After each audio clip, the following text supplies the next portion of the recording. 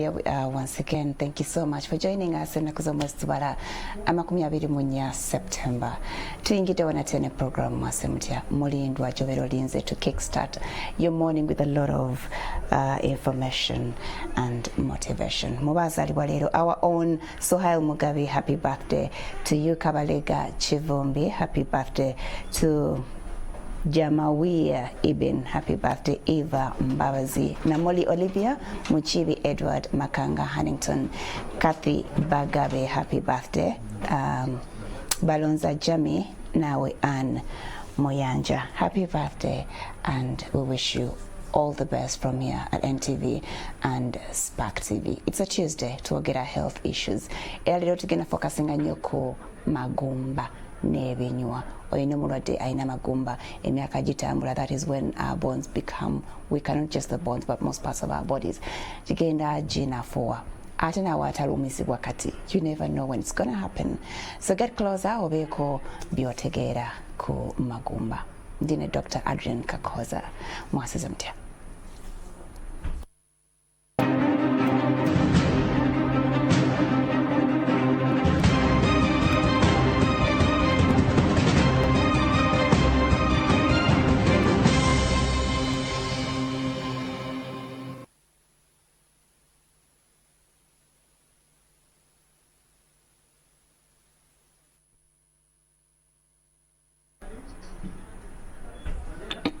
Okay, kutegeeza tuline Dr. Adrian Kakooza tugenda kwogera ku magumba bwegafuna obuvune tukola tutya, bwegamenyeka tukola tutya, kisoboka ffe okwetangira amagumba, okutangira amagumba gaffe okufuna obulwadde. Is it even possible? Kisoboka. Tukwaniriza lero gide ddala nga musawo. Well armed with you. Omanyi omuntu bw'agamba okwogera ku magumba gansanyusa nnyo. Abeera akulese? Kati eno ki spine? Eyo spine neera bwe tuba tusoma abamukwano gwaffe kirasomo zaffe zabeeranga mu ka spine ak'emulago nga tumuyita Mr. Jones. Mr. Jones lwaki? Ba John babeera oteekwa okugamanya gonna amagumba ago. Jones. Kakati kati mwakatuma Miss Farid. Kati ndowooza abaana bakategedde ab'emulago bakalaba naye bayinza okubayo ne ka Miss Farid. This is what I mean. That's a knee joint. Okay. Amagumba gano, they are very important structures z'omubiri kubanga gatuyamba okukuuma organs ezimu eziri important. Amagumba gwandibadde nga beam structures z'omubiri kwezikola ki kwezikwata empaji ezikwata ekizimbe. Neera gali so important naye kye kitwemesa n'abantu ebisolo ebirala biba byakazaalibwa bisobola neera okutambulirawo naye amagumba gaffe agamu gategana bakola ki kukula naye agagenda gakula with time. Kyova nga omwana baba akamuzaala neera tuba olaba akawompa ako akakuba omutwe guba tegunabakola ki kwegatta gonna naye n'amagumba agamu gategana bakola ki kufoominga fuli ne bwe tugenda tukula ndowooza omuntu akula fuli okuggwayo ku myaka 25 in terms of magumba. Simana amanyo magumba. N'amanyo magumba naye kati ate ago sigategeera bulungi. Omanyi ffe mu kusoma okwaffe bwe kuba kuzimba akuba paint ayinza okulema okuba plaster. Kati nze takola na ceiling nze byensinga okutegeera ddala nze ng'omusawo owa physiotherapy okuba ekigambo ekyo oli naye ndowooza kati okikyuse tuli abayunzi b'amagumba abantu okitegeera obulungi katandike nti tuli bayunzi ababikugukamu n'abazungu nedda kubanga n'abantu bajjajjaffe bayunganga naddala ab'engabi abengabi abayunzi kyomukisa omulungi ndowooza akanfuneyo w'engabi kubanga nze ndi wante naye ate nsobola okuyunga abenti batumira butomezi basalawo otya okuyunga katuli bayunzi abantu okusobola okutegeera obulungi amagumba gano naye ate Uganda tetusobola kwewala kumanya kuyiga nnyo okutegeera amagumba kubanga tuba n'obubenje bungi nnyo road traffic accidents abantu bamenyeka kati olwokuba nti embeera gye tubeeramu naddala abantu betusinga okuba nabo mu ddwaliro nemulaga bajja kugamba boda zikutula nnyo abantu ki amagulu era zibeera mu bubenje nga tuvudde mu bintu by'okukaddiwa kubanga olumu omuntu tukaddiwa amagumba negakola ki negakaddiwa naye kati obubenje bubeerawo bungi nnyo abantu nebakola ki nebafuna accidents naye betujja biraba naye kati muscles ebinywa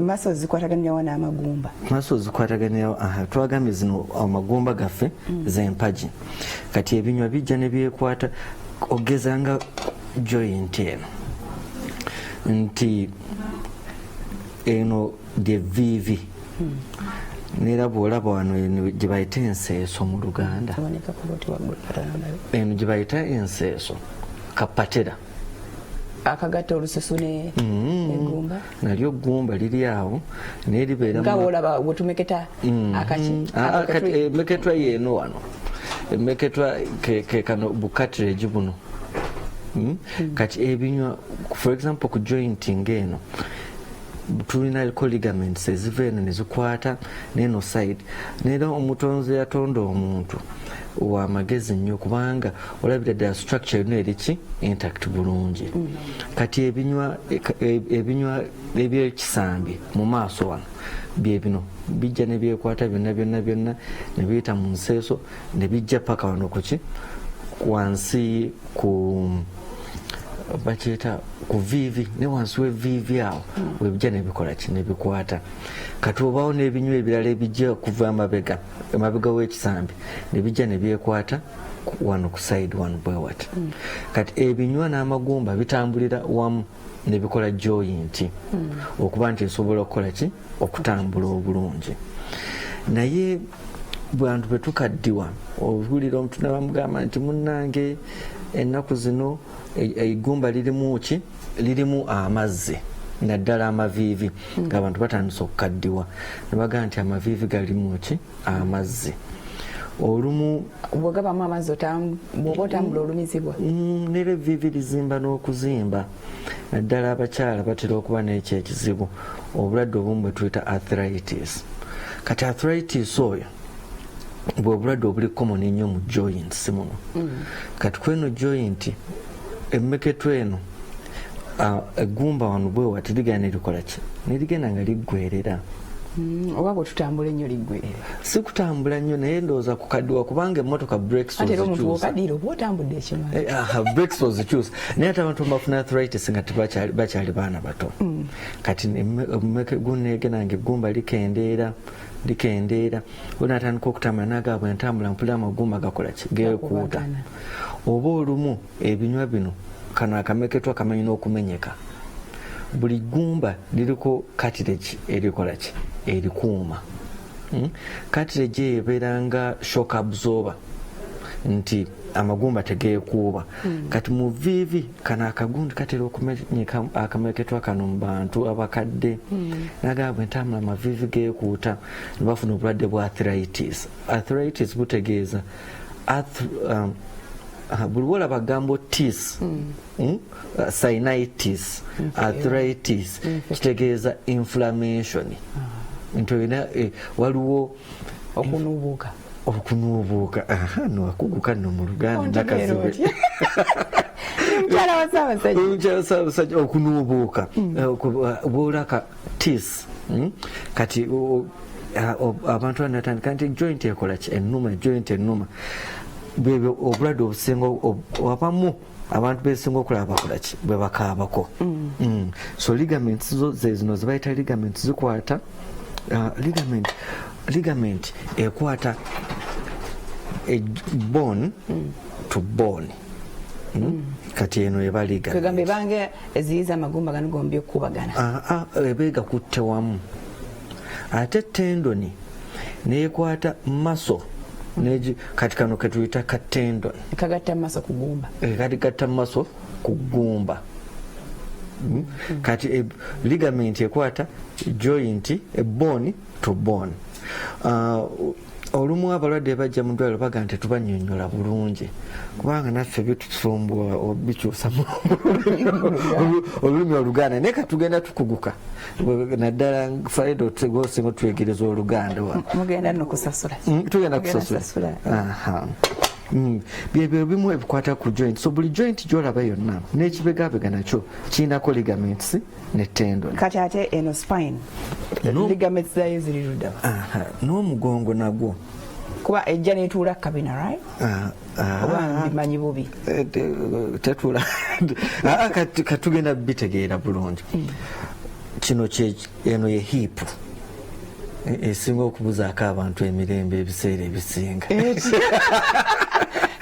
kati abatalina hip abagamba nti bazigeza hip simanyi nendooza bagattako naye nga ntono naye ate hip eno ebiseera ebisinga n'abasawo abamu basobola okutunuulira amagumba g'omuntu ne bagamba nti yali mukyala oba yali musajja. Abasajja bakitemba na hip tetuba na hip andi kati nga bwogiraba no hip eno bweri nti abakyala yo olumu eba waida kubanga Katonda alina omulimu gwe yabawa ogw'ettendo yatuwunda yabawunda ekibayambe omwana okutuulamu bulungi neera bo hip y'omukyala amagumba g'omukyala ne baba bagalabya aba pathologist nga bafunye magumba basogamba nti yali mukyala oba yali ki musajja gaba eba benson pelvis bakitranslating okuba nti benson eba wider kati gegano hip wano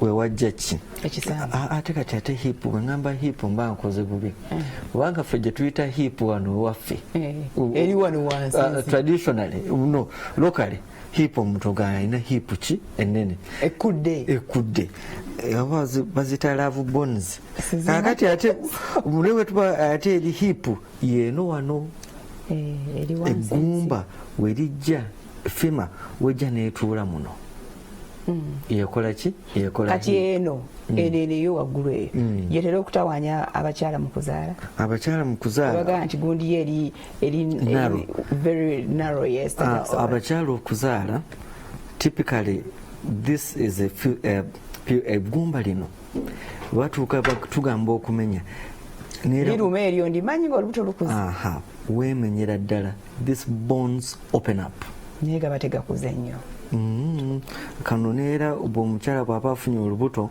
hormones zitandika okujja mubiri okugonza pelvis okugonza amagumba gano neera negwebikkula kano kebikkulira ddala and it opens up omwana okuyita in this opening here so sometimes when ladies give birth batera okufuna ka pain wansi onagaa bwentuula mpulira pain okuba bwenamala okuzaala kana akagumba wansi omwana ayinza okukakosa ng'afuluma naye bw'aba afuluma amagumba gano gebikkulira ddala naye kyebagamba mu Luganda okumenya typically it's true nti kubeera kola ki kuba kumenya kuba nakyo kana tefe kuno kwetukozesa ebyalala okumenya tuba tweyitiriza okweyitiriza neera olumu eddagala eryo kuba terina dosage abantu babikkulira ddala ne bainjaringa ki amagumba ne bainjaringa ebinywa kati wadde ombuzi bwetukozesa eddagala tuba tukitwalira ku speed yayirigiryerinakyo erina process balina okukola ki okutambula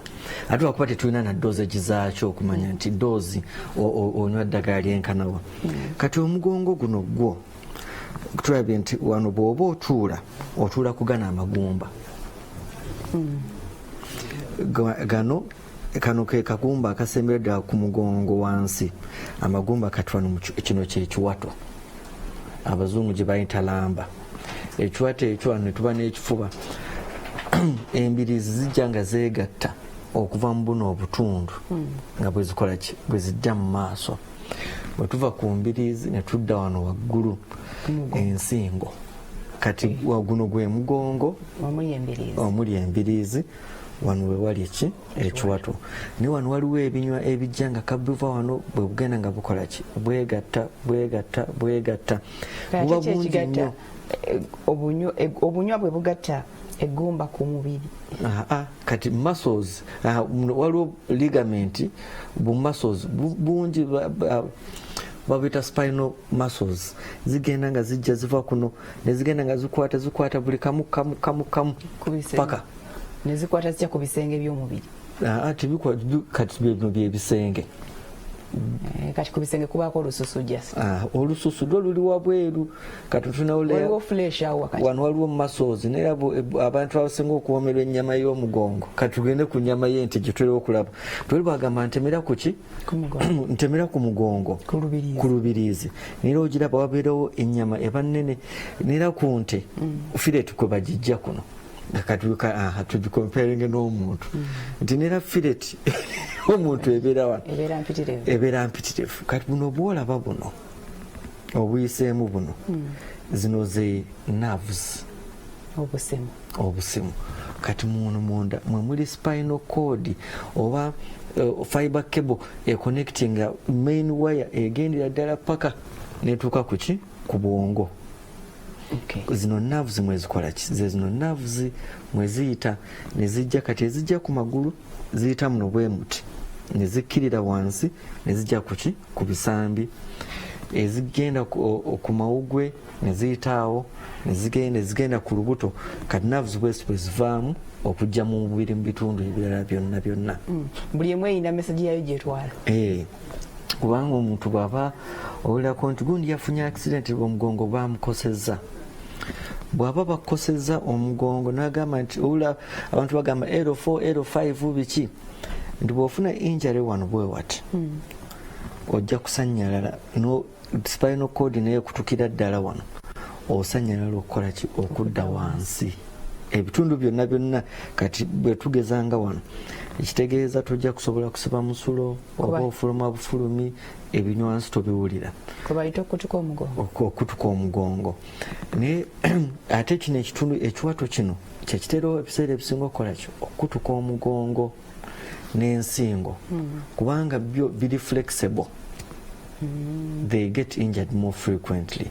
Naye ate omuntu okufuna injury waggulu wano mu nsingo ate awo wotandika okweraliikirira kubanga mu nsingo eyo waggulu injuries ezo zimanyi okubreak. Waliwo nerves ezigenda ku mawugwe so bw'oba ozikosezza waggulu olumu oyinza okufuna ekizibu ki ku mawugwe bwe kibeera waggulu naye omuntu asanyalala yenayina n'emikono gyonna nekikola ki negisanyalirako. Ate wano mu mugongo wano damage teba y'amaanyi tewatera kuba damage nnyo kubanga wali fixed tewakola ki twali mobile. Tewatera kuba damage naye abantu batera okufuna mu tumors bagamba afunye TB of the spine. Naye nga bwe nkuta omugongo guno nti natural omugongo tugulaba nga guli bwe guti nga gulinamu kakaavu kano ne wano kino tugambe nti wano wali ate ne guddamu ne guweta. Naye abantu abamu bagenda ne bafuna ebizibu nti omugongo guno ne gubeera straight bwe guti kano kakaavu ne kavaamu. Oba abantu abamu bagamba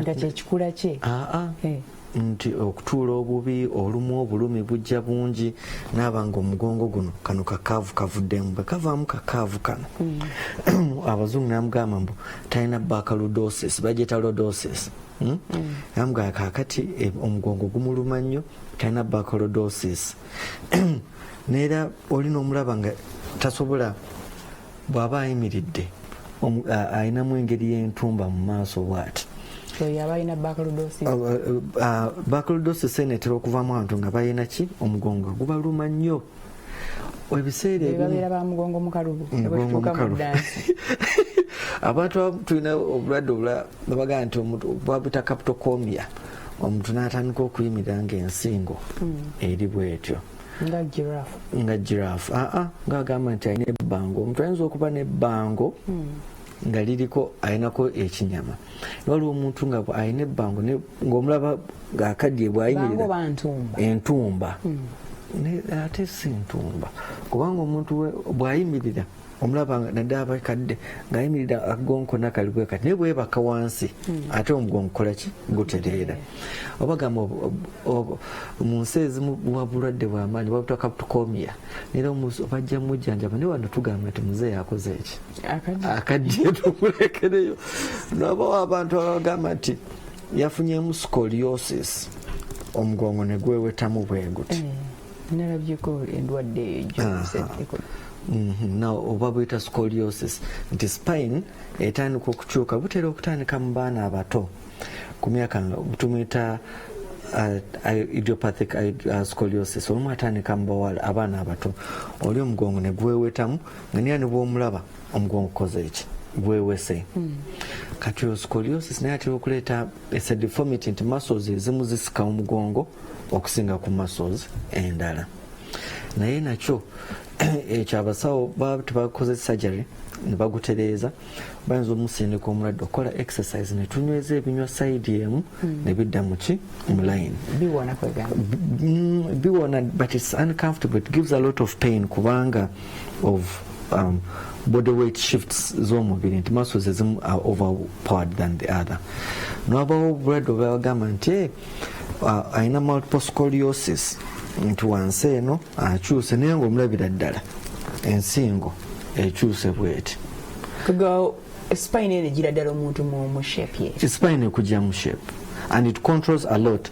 Wana omuntu okutuula okuba upright bwe ntuula nga nkoze bwe nti ensingo ekola ki egenda. Ne wano ku myaka gye ndiko spine yange esobola okukyuka because of how I sit. Yes, your spine can change. You can get wano kati watugambye kulira okuza anti kakati ebinywa biri twagambye ze structures besitandika zezikutte besitandika okuba mu imbalance omuntu natandika omulaba nga atambula akola ali ku side naye ebyo byonna unfortunately nti kati Uganda tutandise okuba neki ne science which can technology to manage these conditions.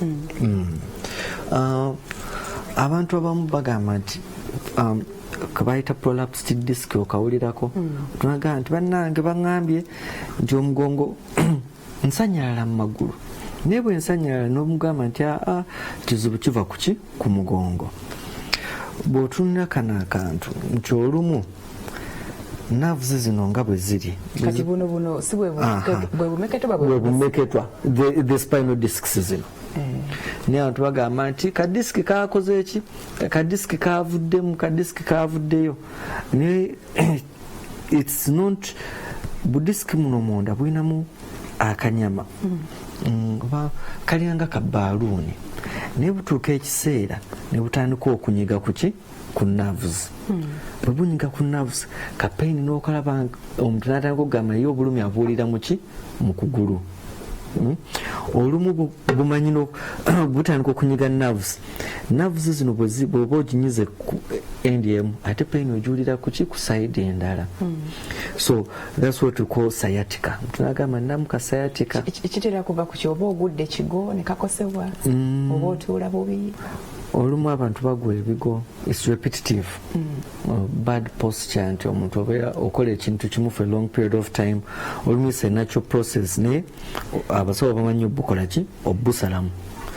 Olulala amagumba muno spine muno mweri wansi muyinza okutandika okunafuwa ne batandika oginyigiriza inside bwetandika okunyigirizibwa ne bagamba nti wafunye stenosis nga obulumi omuntu agamba balaba munda muli bakuba MRI balaga nti code omusuwa guli major tuguli compressed nebagamba nti alina ki stenosis munda mu ggumba eryo erya spine mulimu omusuwa ogwo kati spine wano bw'otunula nobwoti eno katugeze spine naye egenda munda amagumba muli munda gagenda ntandika ogikola ki oginyiga oba olumu tufunamu obugumba obukulamu ne buginyiga nebagaa nti olina ki lamba olinamu stenosis nti batandisa oginyiga batandika oginyiga n'owulira pain mu bitundu ezo nerves eziri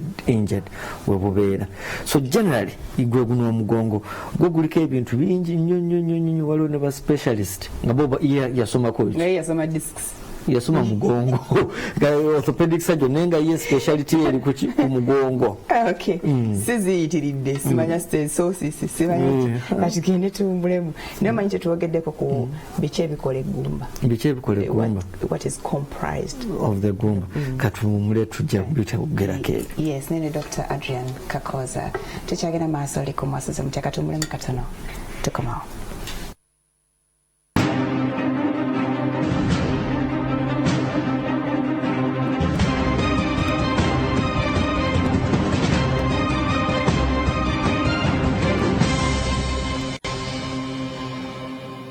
Don't be fed up with your loved ones because of their health condition. Presenting Giggles Diapers, Uganda's #1 brand of adult diapers and pants. With Giggles adult diapers and pants, the elderly, the sick, and the paralyzed can have a smile back to their faces. Giggles Diapers include textile backsheet, super absorbent particles, extra dryness layer suitable for sensitive skin. Find it at any supermarket or pharmacy near you. Giggles Diapers, Uganda's #1 brand of adult diapers and pants. Eddagala ly'amaanyi ndiguzi, sabbuuni muguzi. Naye abasawo batugamba si kirungi okunaba ne sabbuuni mu bitundu byaffe by'ekyama. Sasa magezi ki okuba omuyonjo? Oli mutuufu.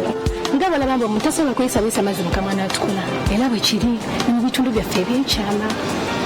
Shana Herbal Gentle Wash ly'eddagala eryakoleddwa okunamba ebitundu byaffe eby'ekyama nga terina bulabe bwonna. Liziza endwadde z'ekikaba nga UTIs zimbako n'omukyalo okuvamu akawuka akalungi. Okakasa ye nze ne famire yange lyetukozesa. Aleetaze ojja gisanga mu supermarket ne famasi zonna okwetooloola eggwanga.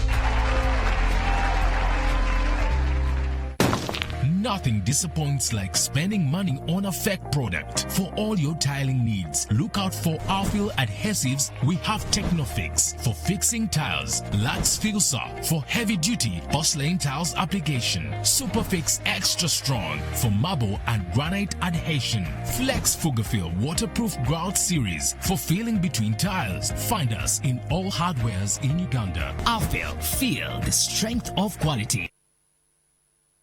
I'm Dr. Mirembe, and this is the NMS Health Moment. Are you tired of making unnecessary trips to see the doctor? You simply have to take charge of your health today. Maintain personal hygiene and sanitation. Wash your hands thoroughly with soap and water after every visit to the toilet and before it to avoid contracting and transmitting disease-causing germs. Make sure that the water you drink is boiled so that you don't end up suffering from diseases like diarrhea, dysentery, cholera, or any other waterborne diseases. Prevention is better than cure. Be responsible. Live healthy. This health tip is brought to you by National Medical Stores with support from the Ministry of Health. NMS, passionate about your life. On the next episode is brought to you by Roofing's Strength of a Nation. No, I'm not going to China. They'll arrest me. I want to stay in the United States. I want political asylum. Congratulations on averting World War III. Well, is that what I did, Senator Fletcher? My. I thought I just brokered a mineral rights deal on some tiny islands in the East China Sea. I would like an ally. I would like you and your president to back our claim for the islands publicly. Fu Xingpei, visiting Chinese high school genius, just stood up at Dulles and declared she wants political asylum. You do realize that by killing this woman, you've made Xingpei's case for asylum that much harder to deny. Fu Xinhuan was brought in for questioning. It was an interview, not an interrogation. She had a heart attack. It is my understanding this was a chronic condition that she wasn't managing well.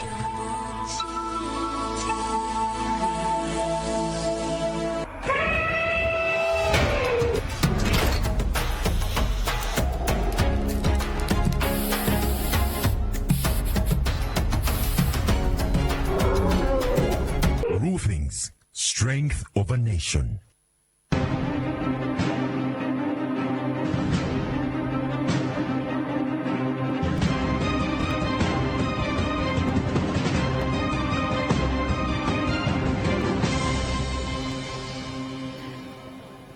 Okay, thank you for keeping it. NTV, Nispak TV, Arthur Katongole, it's your birthday today.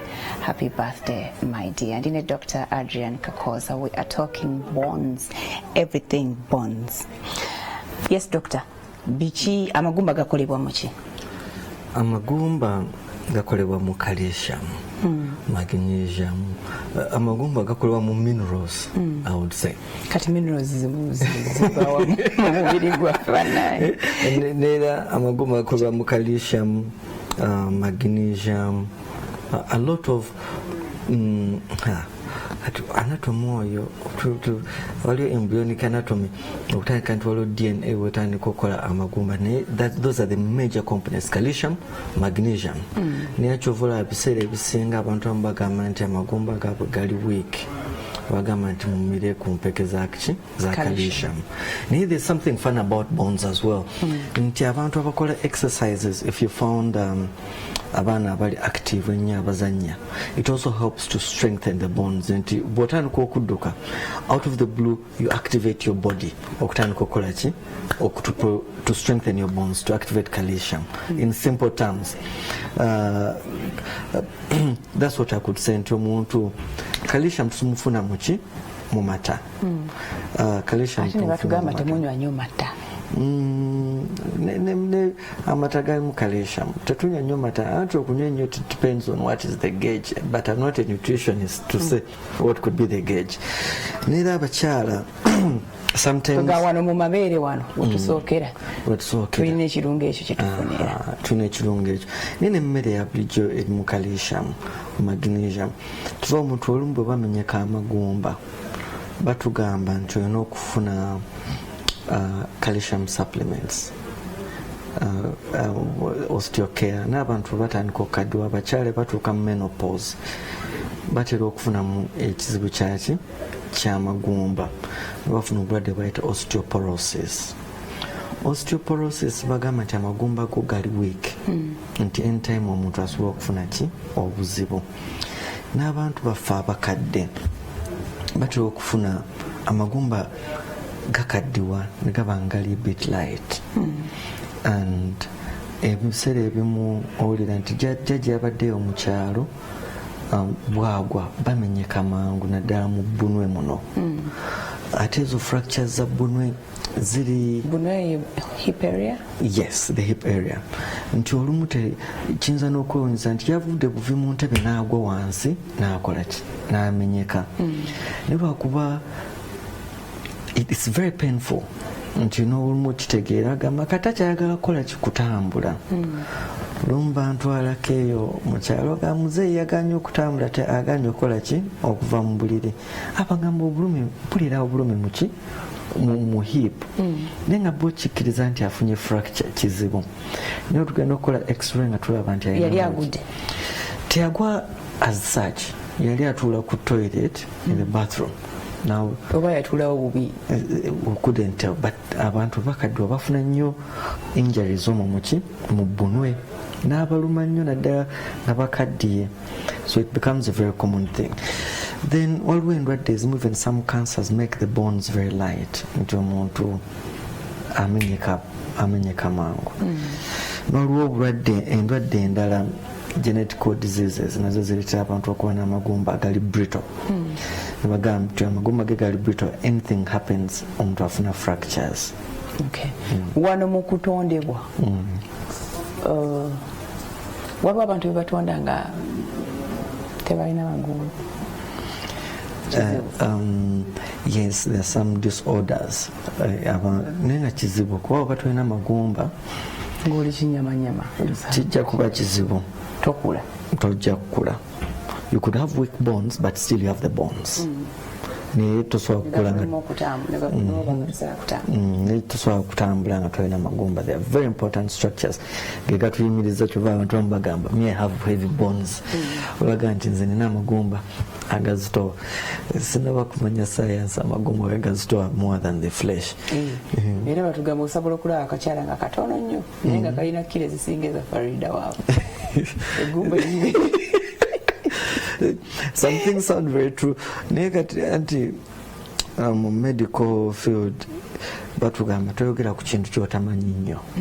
You have to be in the confines of amagezi go ogakolaki wegakoma. Kati bano abaana abatatambula betulaba n'agaana okutambula, it is the bones that are weak. Omwana bw'agaana okutambula, it will depend on two things. Is it the muscles or the bones? But in most cases the bones are formed. Abaana ogana okutambula olumu, it's a complex. Omuntu okutambula is a very complex system. Gwekiraba ng'ekyangu nti okeera ku makya n'okolaki n'otambula. But then sometimes obwongo bwo, the reason we don't walk quicker nti obwongo busooka ne bumanya ofuna otya balance. How do you get the balance? Niyo omwana omulanga tusooka na kwavula walking on falls nti oba ofunye enough support oluvannyuma omuntu n'agezaako okutengerera ng'ebinyola bifuna amaanyi. Bwasituka bwagwa, as soon as your knees get enough strength, your hip and your back. And if you notice so much nti omwana omuto bw'oba olina omwana ng'akyali muto basooka nga yeebaka flat ku lubuto. Bwebasa ku flat ku lubuto ogenda okola atandika okuzanyisa ki ensingo bweguma ogenda okola atandika okusinduka ki omugongo. After that ogenda okulaba when you start playing, if you get a little baby around 3-4 months n'omukwata bwoti mukiwato ogenda okola atandika okuzanyisa ki asamba obugere. So that bwasitula n'omutwe until the back is fully formed. Omuntu n'atandika okukola ki okutuula. Olumu as in the bones are there but they are not fully grown and the muscles are there but they are not all fully grown until sometime omwana n'atandika okutuula. Olumu tumanyi noba tegayo biki suppose ka baby ko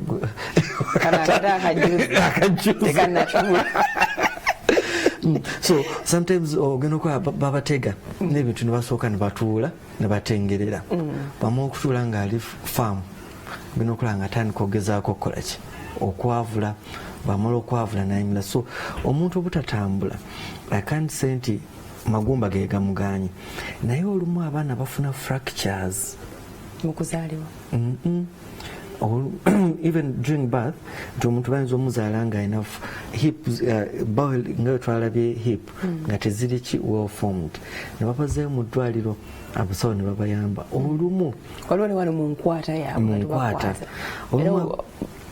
tomutuuza akyali muto awo mu kumutuuza awo before the right time asobola okufunirawo fracture. I don't really think so. Naye abaana baba bazaala olumu batera nga bavaayo bayinza omusika nga kuba omwana avaayo you make 360 degrees as the child is passing through. Naye olumu ensinga eno emanyi okuba injured. Omwana nawe ogenda okulaba akakono tekakola ki tekazannya ne kakyuka nkali bwe kati.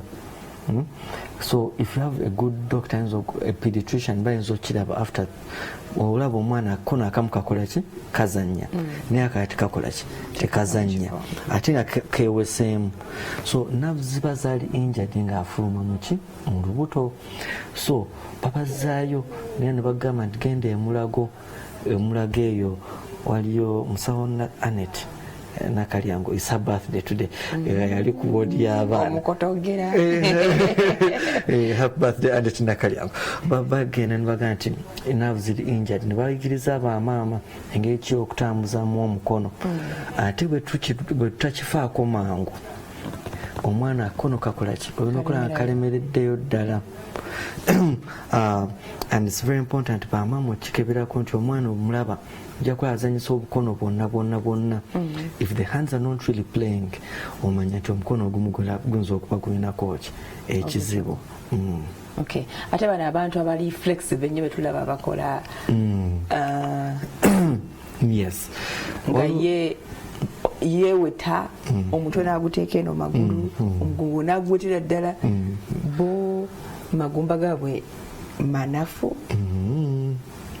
magonvu abantu abali hyperflexible sinti magumba gaabwe magonvu egumba lyo liri standard lyakoze eki liwedde naye egumba eryo ebinywa biri ebiriko byebikolaki byebirikwata so omuntu bamugamba nti ali very flexible it would mean nti ebinywa bye byenanuula nnyo they can easily move more naye nga si magumba because the magumba go gakolaki ganywera dda so it's just the ligaments nga bwetwagambye nti joint eno is held as the muscle, the bones are there, but now the joints, the ligaments, zezikolaki zezirikutte niyo omuntu omwezi okuba nga ligaments zeziri very very flexible nga zinaanuuka nnyo so they are hyper flexible naye abo abantu if it's ladies ayinza okugenda mu leba ku ssaawa 4 ez'okumakya ssaawa 5 n'afuluma n'agenda ku mwanje nwe kawungeezi n'anywa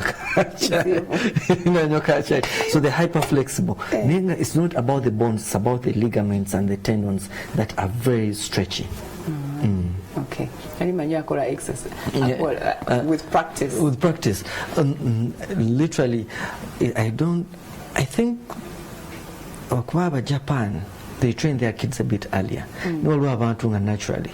Nga ne joints zaabwe waliwo omuntu gosinkana abamu agamba shoulder joint ye they are dislocated all the time and they are very flexible. Joints, their ligaments are very flexible, not the bones. Bones are standards. If you have a problem the bones over soft ekitegeeza gajja kuba gakola kigamenyeka mangu gaina kuba hard. Yes. Kati mu spine wano mukutondebwa nzirayo mukutondebwa spine siye mukubisooka okutondebwa the spine in 6 weeks omutima guba gutandisa okukuba gwe gusooka okusooka we start with the cells then the spine is not one of the first things that forms. The formation of a child is a bit very complex. Or your anatomy.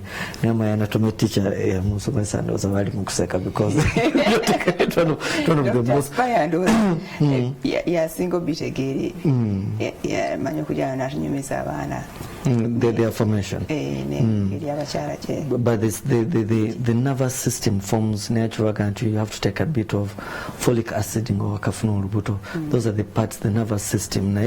Within the 6 weeks omutima guba gutandisa okuba amaguma negajanga forminga after a period of time galwawo yes. Kati akawompo kano kogeddeko bagamba bwokakoonako oba olesa obuzibu because akawompo ako the skull tenaba kuclosinga so you can easily damage the brain mukawompo kituba tubambaza obukofiira simanyi bulungi naye ndowooza empewo webafuuwa ku mutwe so it is that one of those parts zino kubeera protected well protected yes in children.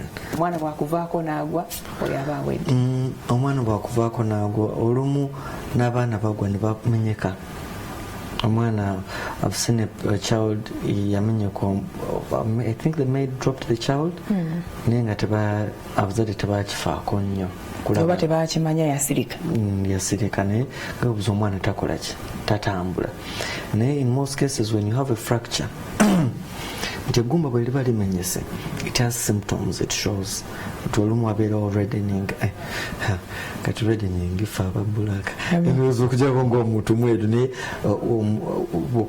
waffe ndoza waddugala nnyo omuntu bw'omukwatako wabeera wakolaki wookya n'okuluma wakolaki waluma naye bwe tuba tumenyesa amagumba fractures zino all fractures ziri simple gyebayita simple fracture nti wamenyesa eggumba naye displacement lyamenyese naye nga teryakutuse terimu bupapajjo bungi kati eggumba liba likutuse bwelityo nebagamba yona simple fracture ate tewali nabbwa kati wano bayinza okuteeka depending ku joint bweba okugumba lya fima ebyo mu kisambi bayinza okugamba tukuteeko kikasiti tojja ddiyimirirako ne management y'amagumba nga gamenyeseeyo eri very interesting.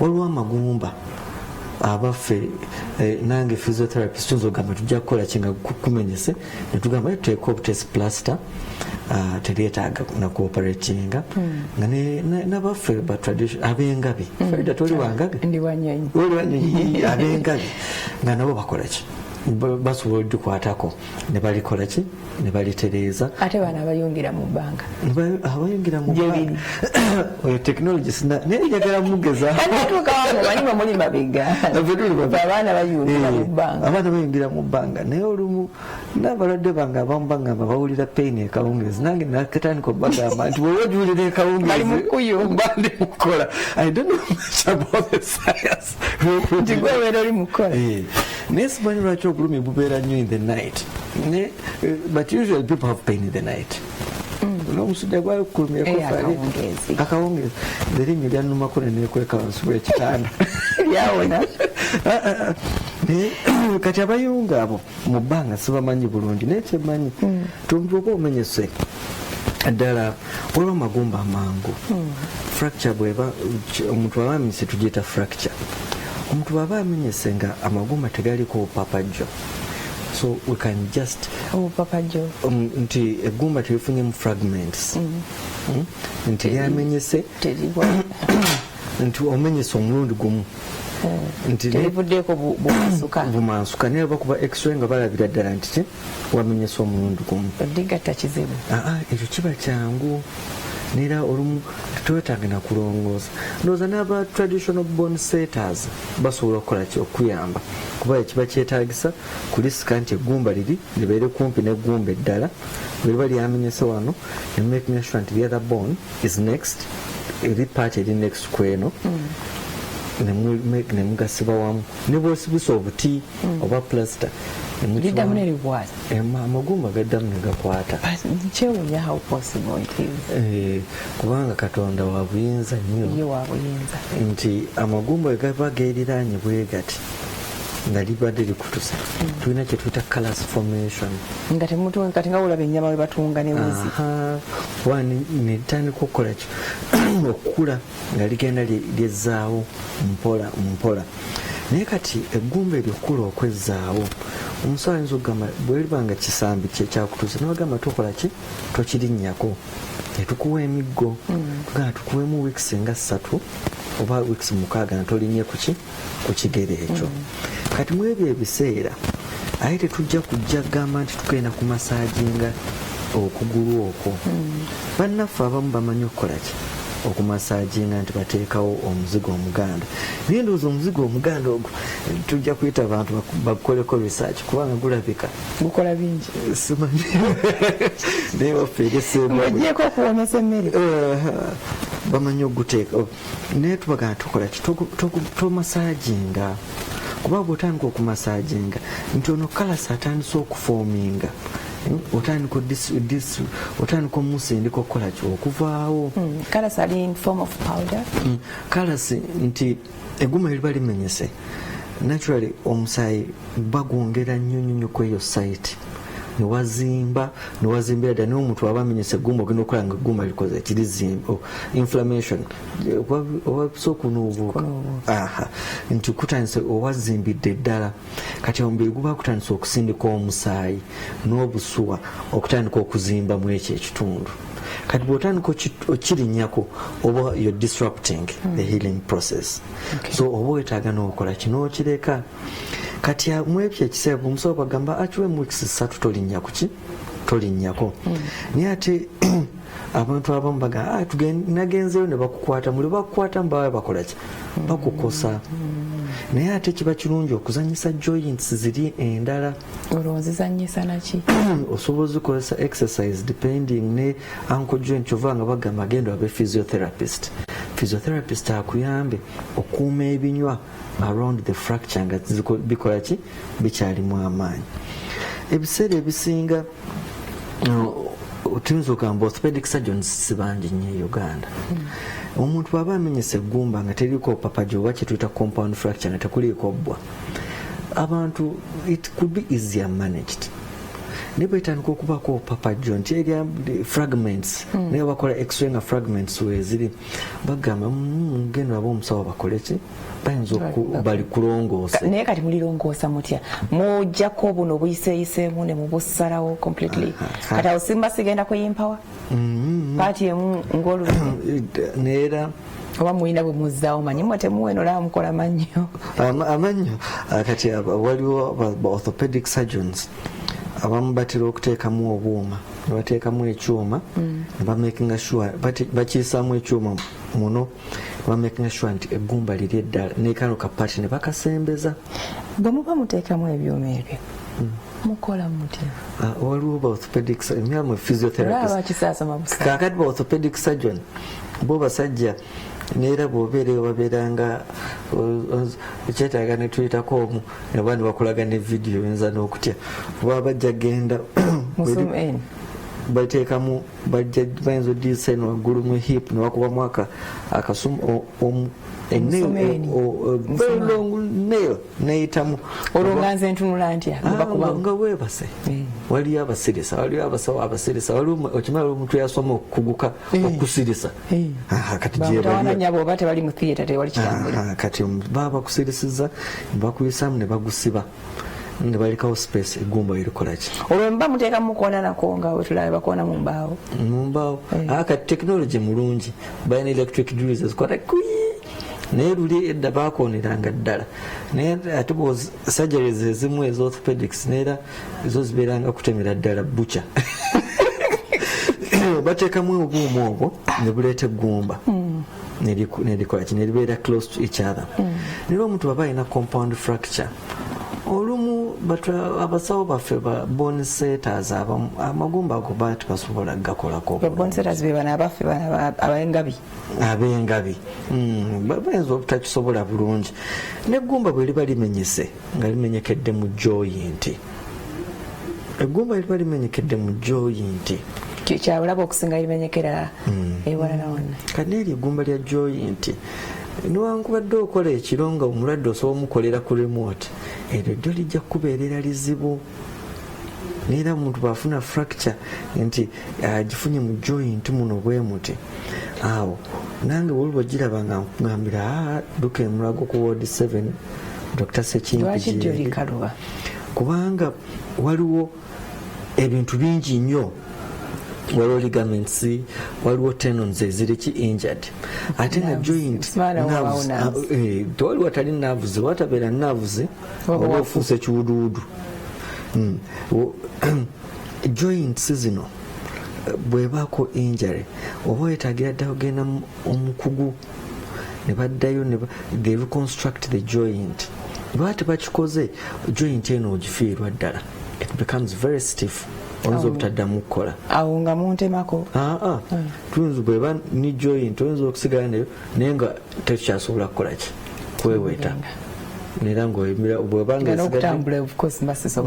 okutambula olumu ngaowenyera so we would encourage people bwoba ofunye eggumba nga limenyekedde mu joint ogenda okulaba abasawo newaliba nga temenyekedde mu joint olumu bayinza ogamba abasawo baffe bali traditional healers bamanyi okukola ki okuyunga naye erya joint eryo bw'oba omenyese eggumba ng'omusaayi guyiika ng'olina ebbwa kyandibadde nera kyamagezi nnyo simaanayo li bleeding oba kati ebirinanyo kati anti eggumba lirimu obusomyo bone marrow nalyo likolaki libleeding kubanga eggumba liyinza okumenyeka ne liyuza skin eggumba liba limenyese ne liyuza skin eyo gye tuyita compound fracture fracture zirimu type nga 6 tujja ziraba nga tukomewo naye kyenneebuuza lwaki omusumaali ogwo emudrilinga ne muguteekamu ate bwe mpona muŋŋamba nkomewo mu bujjemu muli batemu tukomewo ekibuzo kikuyinza Okay, Dr. Adrian Kakooza, gutuyina katumbule mu katono twogera ku magumba tavaawo.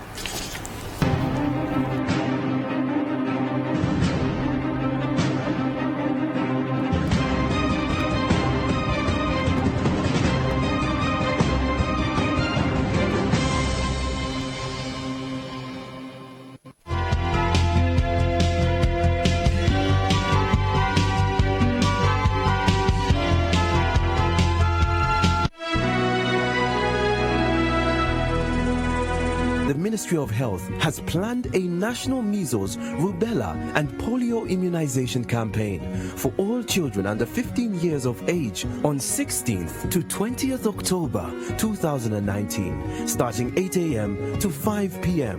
This message is brought to you by the Ministry of Health with support from World Health Organization and UNICEF. A beautiful land stained by the blood of its own. Many lost in the ravages of civil strife. Some of us had to live, run, and into exile for committing no crime.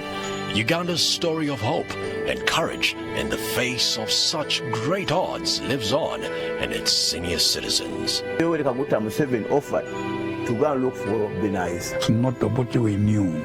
Retirement doesn't reflect itself to be an honorable thing. Today, they recall with nostalgia the good times of the swinging 60s. The Queen should release the powers to us. With regret, our harrowing past and wonder about tomorrow. I want a special ministry just to guide the nation as to where we want to go. Only on NTV's Living History will the past of the Pearl of Africa come alive. Every Saturday with Agnes Nandutu.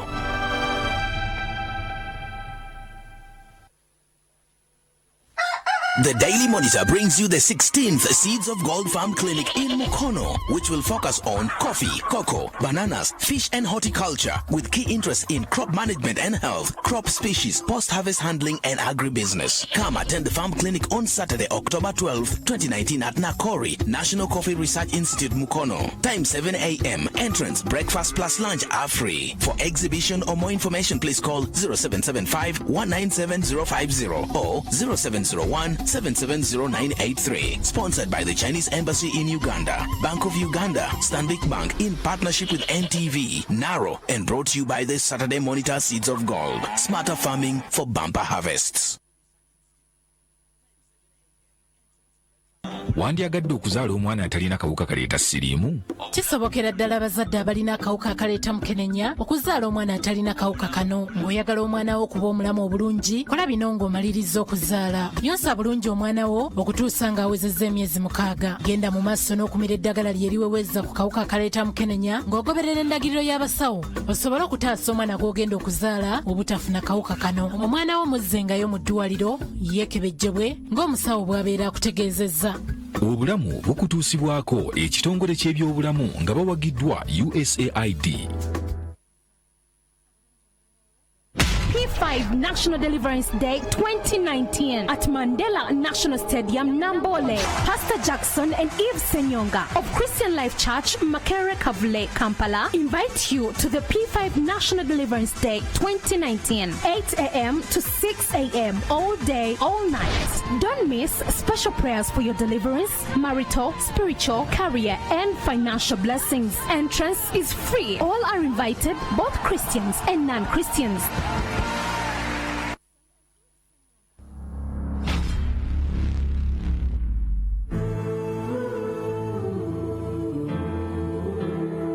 We have something to show you.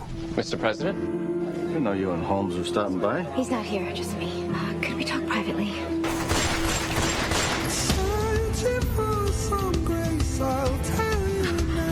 Finally! I've been calling you. You've been avoiding my calls for days, Gael. You do realize that by killing this woman, you've made Shimpei's case for asylum that much harder. What are you doing here? I have come here to do some business with you. NTV wants you to join us on an epic journey.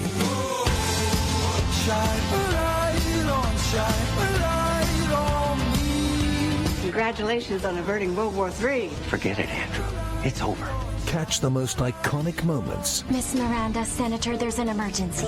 Stay back. Don't come any closer. Hold on. Experience the best in entertainment. Get down, Madam Secretary. Drop your weapon. No, wait. Vincent Keller! Who is she? Take your hands off him! Award-winning international series. Excuse me, man who died in this room. Was there anybody with him when the code thingy went off? Open the door. I would like you and your president to back our claim for the islands publicly.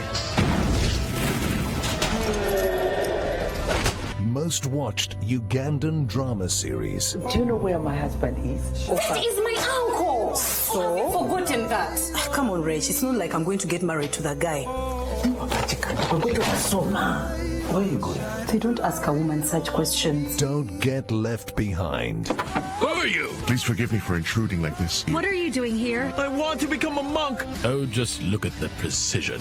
Get the best TV experience from Uganda's leading entertainment destination. Dude, do I have to do magic to keep up with these looks? Come on. NTV, turning on your world.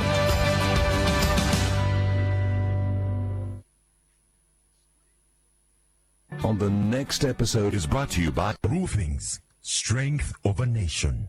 Isabel, you know that I can't go on like this. I don't know anything about you, Julio. I have no idea of who you are. What is it that you so urgently wanted to tell me? Veni vidi vici. I came, I saw, I conquered. I forbid you to come near me that way. You'll probably remember the terrible contusion on the nape of the neck of the victim. Yes, like the one caused by that table she fell on the ironing room. Of course I remember it. I grant you that your memory's impeccable, ma'am, but unfortunately, your knowledge of anatomy is not. A blow like that. Oh, just look at the precision, the sense of symmetry. Believe me, young Salinas, that I speak frankly when I tell you that you're the only one worthy of being head waiter of this hotel.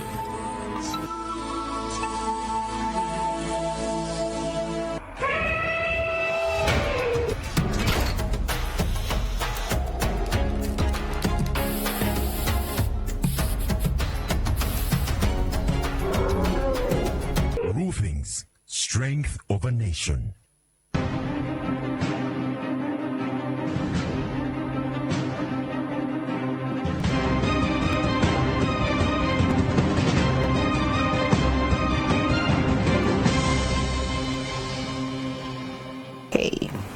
Yes, tukyagenda maaso webale nnyo okutweyungako tulina Dr. Adrian Kakooza. We are talking bones, ensonga y'amagumba. Twali twogera ku compound ne simple fractures. Compound and simple fractures. Eri simple can be treated in a simpler way. In a simpler way. Tujita they can just reducing kale kukendeza wetugamba reducing wetuusa kukendeza kubanga reducing the fracture means nti bakitadde muki basesa eggumba ne balireeta mu layini n'eggumba eddala paati zombi ne bazireeta ne zibeera wamu oluvannyuma ne bateekako plaster ne baziwaamu time tizibeere muki mu kifo kyekimu kati olumu bwebanga eri gye tuyitira compound fracture ntugamba bajja giteekamu ekyuma n'ogamba lwaki ekyuma tukijjamu nti abantu abamu bayinza okugamba nti bakulongosa ku myaka nga 5 oli nagamba ekyuma tukole ki tukirekemu it's your own discretion kuganga mulinga agayitsa okeo yanaatera okufa kisinziira eri omulwadde waliwo abalwadde agamba nze sijja kuddayo kola ki kunzijjamu kudda mu bulumi omulala nagamba banzije mu kyuma ekyo naye nga surgery zino zonna management ya ne baba bakulongooseza mu ddwaliro what happens kyokola abasawo baffe aba physio abayunzi ffe after surgery ebintu byajja okukolako kikuyamba mangu nnyo okuwona physiotherapy wetandikiramu nti omuntu aba amaze okumulongoosa n'agenda okola physiotherapist ate awona mangu afuna ne results mangu nnyo n'okusingwa ki omuntu agenza okola physiotherapist kangeza okutusa omukono egumba ly'omu mukono ne bagamba nti omukono tugusibeko ka plaster tugulekemu naye bwoba tofuddeyo ku joints endala zitera okukola ki okwesiba neziremerayo waayi ziba tezikyafuna musaayi oba kumanyira kubeera in one position joint bwebeera mu kifo kimu zeekwata so olina okugenda nitwaba abasawo ba physio ne bakuyamba joints ez'obuteekwata okuyamba ebinywa by the time eggumba lino eriwonera nga ate ebinywa tebikoze tebiwestinze kubanga tuyinza ogaa gundi yamenyeka eggumba ly'omu kisambi naye kati n'akakongovule takya keekutte So in most cases it's very important ogenda okola aba physiotherapist. Ate kirungi ennyo kati beeyongedde n'okweyongera e Kampala. Because tubasanga amalwaliro kati galina amalwaliro waliyo ekiruddu Mulago waliwo aba physiotherapy services ekamocha bebampadde spine yaabwe wano the physiotherapists waliwo human mechanics waliwo omukyalo omujayanta human mechanics Mulago ena physiotherapy department kati bataddewo ne speciality y'abakyala waliwo president waffe association Susan Akori she's dealing n'abakyala mu physiotherapy e Mulago. So we're trying our level best. Simana fenga twakamala okuzayo balina batukola coach kuzayo kawato pelvic bone okola exercise naye nti mba muzaala ennaku zino epidural empisa epidural gimanje bagamba yoguyiso ogukira bagunya ati neerabira mpozi bwamwana gwazaddeyo ye simanyi empisa epidural obagikuba oba kutwala n'omukyala baga nti bagenda ne bakuweta omugongo ne bakuba empisa eyo wakati mugumba asi mugumba mu spine obagikuba mu empisa eyo neesanyalaza ki omubiri wansi no bantolera bulumi naye abantu abamu bagikuba negenda wamukasomyo bagikuba flesh bagikuba mu spinal cord mwennyini okublockinga ne blocking obulumi ogenda wansi ojuketwagana nti ofuna injury ku spine nga wano ojja kusanyalala wansi so ebakuba empisa eyo somewhere banathesiologist bo bakafulu nnyo bebasinga okumanya obagikuba aye kutagamba effe buli omu n'obukugu osoma kitono nnyo ate n'okisoma mu bulungi kati nze mu bungi nnyo nasoma ku bwaki bwa magumba kati ebirala ne malaria simanyi mujjanjaba naye nga ate ggo kano nga kuguse obakubamu empisa omu spine muno n'osanyalala wansi empisa yeyita mugumba olaba mugongo gwe guno neera bajja kugamba weta omugongo nomala okuweta nebafuna space ekolaki ekubamu empiso n'osanyalala ki wansi kati bw'osanyalala wansi abakyala bamu baba bamaze okuzaala payini eyo eyinza obutakolaki obutavaawo kati aba physiotherapist gye bali abakubuse mu bintu by'ekikyala ne bakuyamba okola exercises even help you to heal quicker. Physiotherapy naye n'abakyala tubakubiriza nnyo okutambula as soon as possible nga bakamala okuzaala kuba nkibayamba okuwona amangu. So aba physio babeera okolaki okuyamba mu malwaliro agamu bayinza n'okuba physiotherapist okujja okuba masaginga ku mugongo gwe bagukuluma okuyigiza deep breathing exercises onoosindika otya bw'oba nga weesobola bulungi. Okay.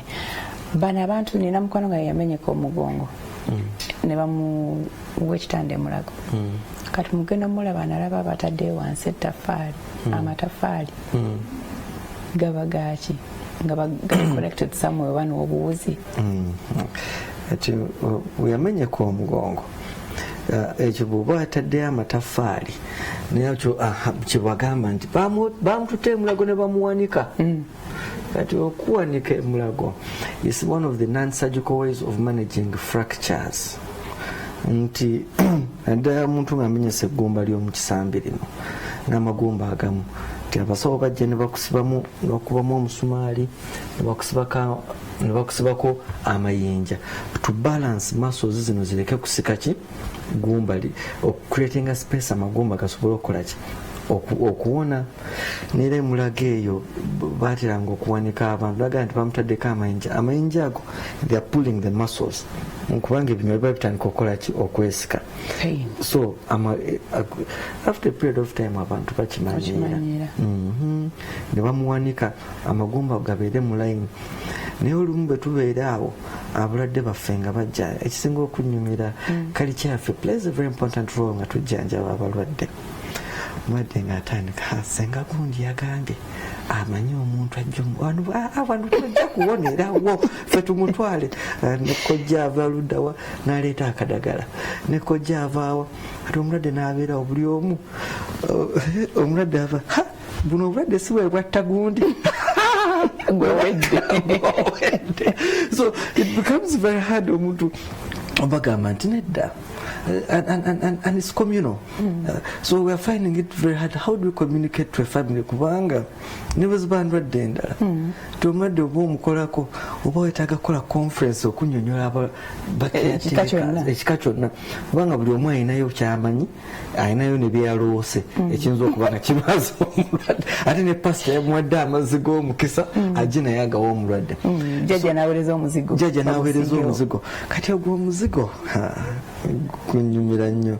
Waliwo omuntu wange yagusiiga naye kati olumu tubagamba kola ki siiga ne bw'oba olinako ebbwa temwagala kulekaana nabo. Bw'oba olinako ebbwa ate tosiigako ki omuzigo kubanga omuzigo ogwo natural ogukola gulina bacteria gulimu so guteeka okuleeta infections kuki ku mabwa omuntu ng'afunye injury naye kinyonnyola omuntu nakyo kizibu ne plastic ne baba bagisibye nobagamba omulwadde ajja kumaako weeks 6 ne babeera eyo namugamba nti nkiwulira kirimu ensekere kikola ki naye ensekere ezo ziyitawa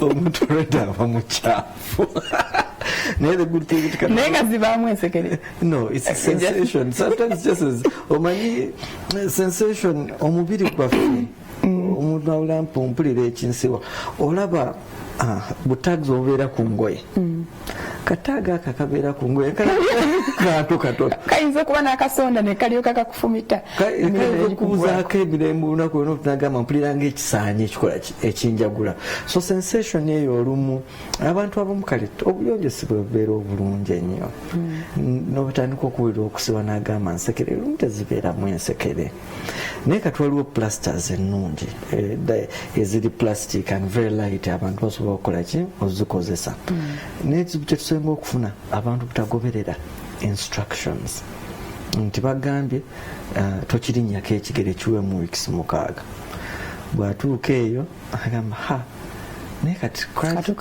naye kati lwaki wakkiriza okuteekako bino ebintu nga oli omusajja waabo ali amanyi okuyunga naye olumu ngamba abantu nti science tatera kulimba ebintu ebimu abasajja nzaawe bye bakola emulago oluddawa babikuguseemu and it has been a lot of years of research okutandika okukola techniques ezo naffe tradition zaffe tezikola ki tezirimba naye ate buli butusingako byanguwa bukko ebiseera ebimu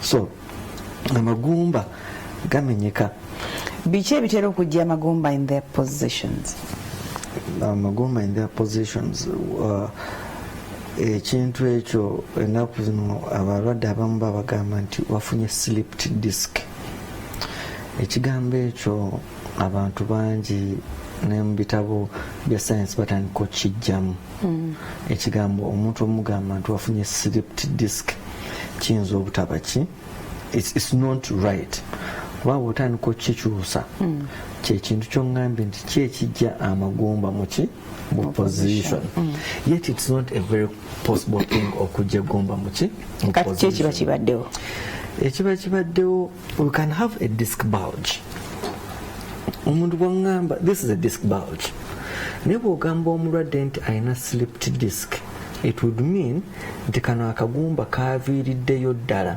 which doesn't really happen akameketwa so bones do not necessarily move out of place and kubanga bwe tukyogera bwekyo you mislead omulwadde atandika okukirowoozamu nti I have a slipped disc yakoze eki yavuddeyo and yet it's just nti there's a disc bulge so the language is very important abalwadde okukola ki ogitegeera olumu is bad posture trauma nti gundi yagwa nafuna ki nafuna trauma omugongo gwakosebwa yali mu accident waliwo ne accident gye bayita whiplash nti oyinza okuba oli mu mmotoka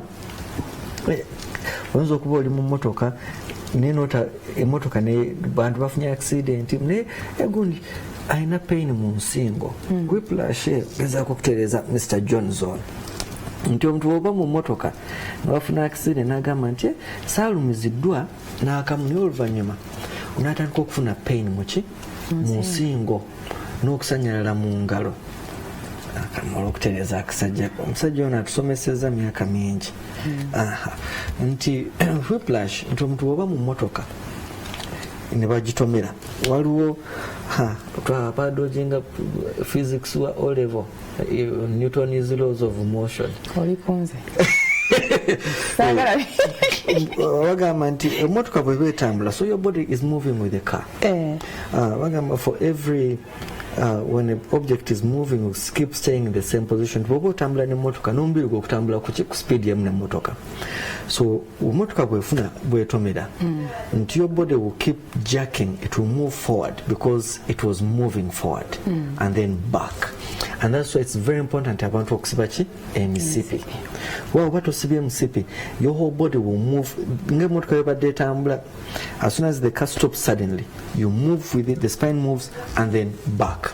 Okakana ng'oyiseemu. Okakana bw'oba toyiseemu, you get a whiplash nti ensingo ebanga omuntu akubye oluga nti ensingo eri injured.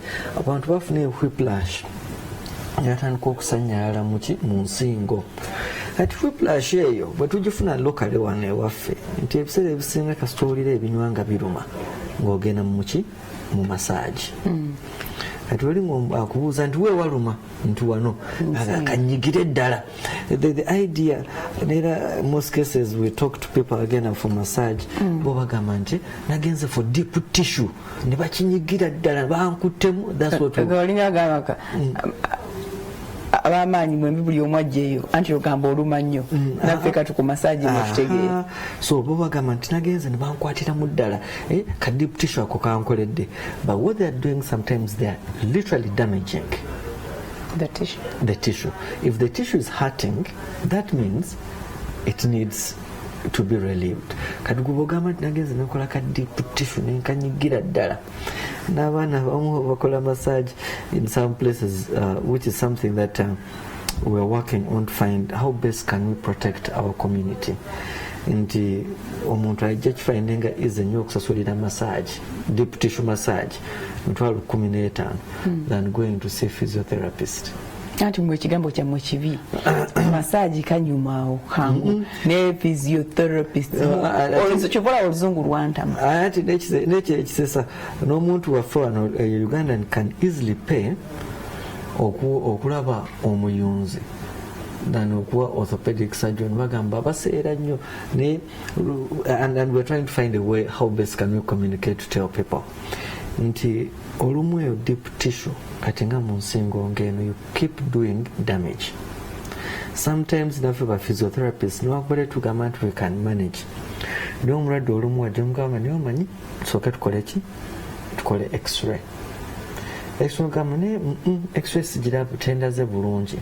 Why don't we do a CT scan?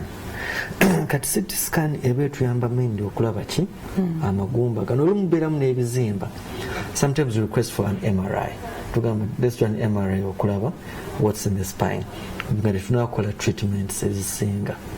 So we don't do tetujja kukola kintu nti gundi alina kino otandikiremu. We have to investigate and actually bayita evidence based into ekikola lwaki. That's the rationale of doing the practices we do. Dr. Karuhanga omumanyi? Dr. Karuhanga owa Friends Polyclinic. Omanyi nti bamutemako okugulu ate anyumya nti yagenda mu massage. You have a problem. So they must have damaged his tissue. The bamutemako okugulu because he had most probably had a clot, and the clot someone when I call deep tissue and they completely blocked the arteries. So it's very important. Nsobola okutegeera nga bali mu kumassaginga nti kati eno gye tulaga si walungi. Waba kumassaginga, it also another nsobola okutegeera when it's very painful. You can tell, it is not supposed to be painful.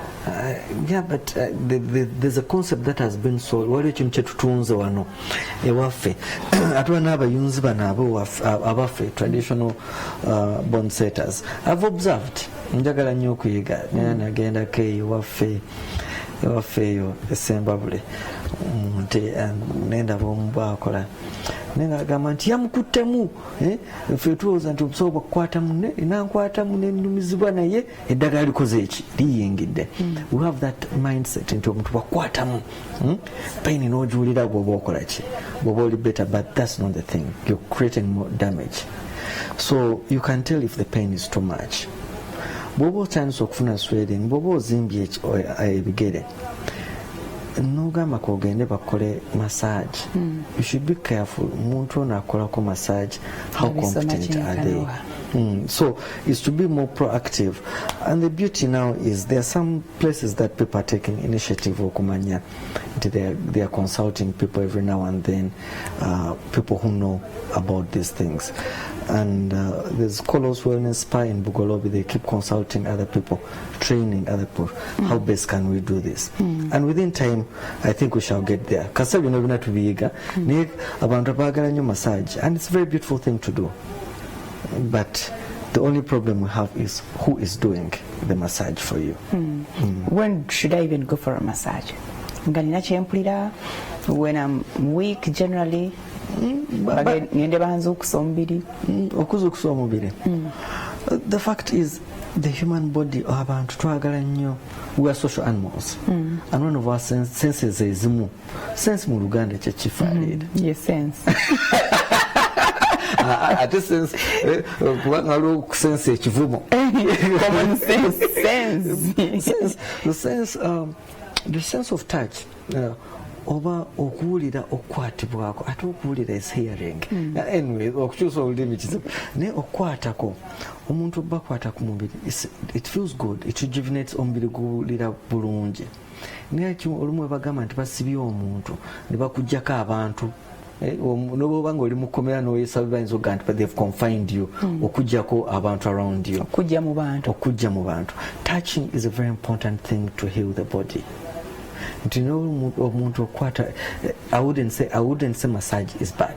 Massage is a very important aspect of life, but how it's done and the techniques used. So the only problem could be who is doing it. But it's a very beautiful thing. It relaxes the body. People gets body awareness. There are different techniques in engineers and massage. Unfortunately, in our community, we've not come to a place of regulating it. How are the abantu basomye batya bamanye kyekyo tukaekizibu ekyo nenga massage yandibadde nnungi okuzuukusa obubiri. Even physiotherapists tukozesa massage, soft tissue manipulations. Olumu agamba nti joint eri hard, mugenda kola soft tissue manipulations ogimoving to make it more flexible. Omuntu alina scar bagamba you're going to do deep tissue scar massage. There's room for massage in every aspect of life, but the only problem we have is who is doing it and how they are doing it. Okay. Eggumba twalirabye nti liba kkalu buddyo nga ddyo liteekeddwa kuba ggumu. Omuntu okumanyika eggumba, pressure tuyina engeri gye tupimamu pressure ayinza okubeera so much to the point of breaking a bone. Oba teyeetaaga kuba wama kati nga bweraba nti emmotoka zize zikolidenze. Pressure yo nga y'amaanyi nnyo nemenya eggumba naye ate waliwo abantu bolaba naagwa akantu nga katono akagukozesa okuyita akatono naye naavaawo ng'amenyese. Omanyi accident ebeera accident. I've seen ndabyeko omuntu ng'ali mu a very big car impact naavaamu nga takoze eki tamenyese. Noba omuntu nti agudde mu kinaabiro n'amenyeka ki n'amenya eggumba. So waliwo dynamics ezimu of our life tosaba kugamba nti olina okufuna pressure yenkana wano bweti nga birimu Katonda. Olumu kizibu okumanya which kind of how much pressure do you need okumanya eggumba kuba pressure yeemu. Olaba abaana abazanya rugby pressure gye beekuba nayo olumu tebakola ki tebamenyeka naye olumu bakola ki bamenyeka, but it's very very very hard okufuna fracture ku baana abazanya rugby, yet it's a contact game. So waliwo ebintu bingi nnyo ebiyinza okuleetera nti lwaki omenyese. Okay. waliwo omukyala wano alemeddeko abuuza, do you deal with cerebral palsy? Yes, cerebral palsy. Cerebral palsy, physiotherapists deal with cerebral palsy. Kiba kibaddewo mu cerebral palsy? Cerebral palsy oyo mu Luganda bwe tuyita obulwadde bw'omugongo. Obulwadde obwo buleetebwa ebintu bingi ne cerebral. Buli bw'owulira ekigambo cerebral olowooza ku bwongo. Ngagamba nti cerebral biki? Bw'owulira ekigambo cerebral musasawo nga batandika erere cerebral omanya kati bali ku bwongo. Now palsy, bw'olowooza ekigambo palsy omanya tugenze mu kintu okusanyalala. So cerebral palsy kyambadde okusanyalala kw'obwongo. Ate oguyise bulwadde bwa mugongo? Obw'omugogo. Abaana ne bagamba omwana w'omugogo nti omwana ali awo alebera. Naye ate si bonna nti balebera, waliwo abamu abakoze eki abakalambadde. Obulwadde obwo buleetebwa omwana ng'afunye injury nga tannaba kuweza emyaka 5. Kati ate omuntu bw'ofuna brain injury after emyaka 5 tugamba afunye eki stroke. Ne before that eba cerebral palsy. Nti brain eba damaged ne affecting ebintu ebimu. Abaana olumu bayinza okuba bamuzaala ne bamusikayo ne bamunyiga ku mutwe. In the process y'omunyiga ku mutwe ne bakosa ki obwongo. Olumu abaana baba bazaala delivered difficult labor. Nti aluddewo okuzaala, omwana aluddewo okusindika, then omwana mu that difficult labor omwana oxygen atagenda bulungi kuki ku bwongo. Obwongo ne bufuna ekizibu. Abaana abamu balwala omusujja malaria. Nzijukiza edda. Lindako okutujjukiza edda. Katuseke tumulemu. Kirungi ogambe you handle such cases. So I think this person needs a contact. Kati omulemu katono nnyo tukomewo n'ekintu ekisembayo, it will be strictly your questions. Naye weetereze nga tonakuba simu so we can give chance to all the others abaagala okubuuza ebibuuzo. Bw'oba okubye kutwebaza bwebaza, tusiimye nnyo, tweyanziza weebale kusiima, naye tokuba katuwa omukisa abalina ebibuuzo ebiri relevant to the topic. Tavao.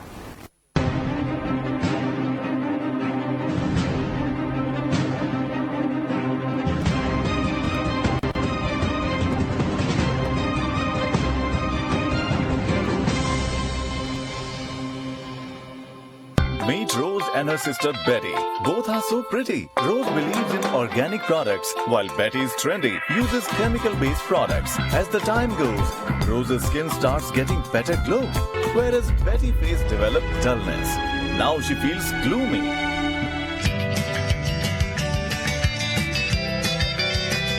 Shea Butter Mantra? Yes, this is best for you. Gifted by nature, Shea Butter Mantra, a 100% certified organic cream.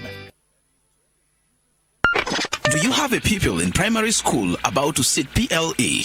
Or do you want to support your former school or another? Don't miss out on your Excel in PLE pullout only in the Wednesday Monitor every week. Find out questions and answers from senior examiners, offering a variety of possible examination content. Be a proud sponsor of a schools to excel in PLE at only 1,800 shillings per copy. You can now subscribe to support a school for as low as 5 copies a week at only 9,000 shillings, 10 copies a week at only 18,000 shillings, and 15 copies a week at only 27,000 shillings, and so much more. To subscribe, please contact Carol on 0752 221 460 or Joshua on 0775 104 811. Mujewali, I'm helping Ugandans make the smart choice. Why choose this powder? It cleans just like any other ordinary detergent. Ariel gives you better stain removal in one wash, even with less powder. It can't be. Observe grass, tea, and chocolate drink. I'll need 1, 2 handfuls. And just 1 handful of Ariel. See? Better stain removal with only 1 wash. It's the smart choice for sure. Ariel removes tough stains in 1 wash. A beautiful land stained by the blood of its own.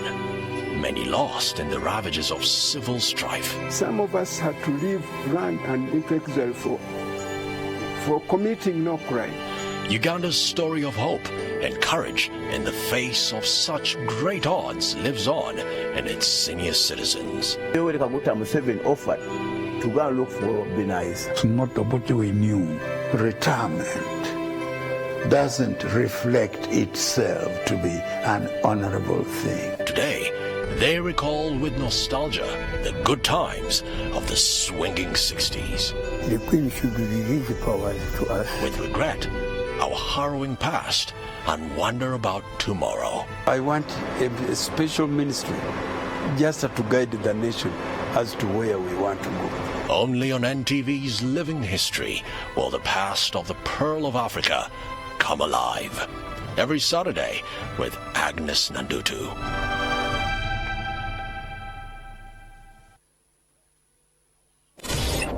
In a blink of an eye, a truck that was driving in the opposite direction all of a sudden lost control. I was stuck in my seat with my belt on, screaming, calling for help. I was desperate. I didn't know what to do. When I touched my forehead, I realized I had a lot of blood dripping in my forehead. That is when it occurred to me that even the baby that I was carrying in my hands was no longer there. It was a bad feeling. I could not believe that my baby had gone. My wife, of course, without a seatbelt, she was lifeless at that time. The biggest mistake we made was not tightened behind. We always thought seatbelts are for the driver or for the co-driver, but even people that sit behind, I have learned that it's very important to wear seatbelts. My name is Gloria Erumu. I urge you to always wear your seatbelts. Deco, every life matters. This message was brought to you by Viva Energy and NTV Uganda. On the next episode is brought to you by Roofing's Strength of a Nation. Party after party. Party The man who looks at your wife like this.